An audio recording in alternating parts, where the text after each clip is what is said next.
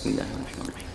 هل أتاك حديث الغاشية وجوه يومئذ خاشعة عاملة ناصبة تصلى نارا حامية تسقى من عين آنية ليس لهم طعام إلا من ضريع لا يسمن ولا يغني من جوع وجوه يومئذ ناعمة لسعيها راضية في جنة عالية لا تسمع فيها لاغية فيها عين جارية فيها سرر مرفوعة وأكواب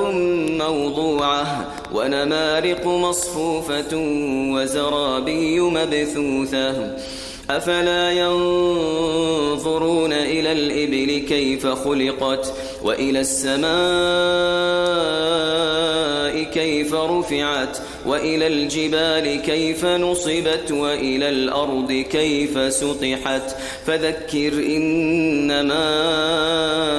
أنت مذكر لست عليهم بمسيطر إلا من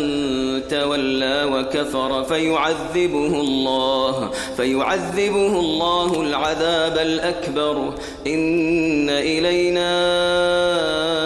إيابهم ثم إن علينا حسابهم.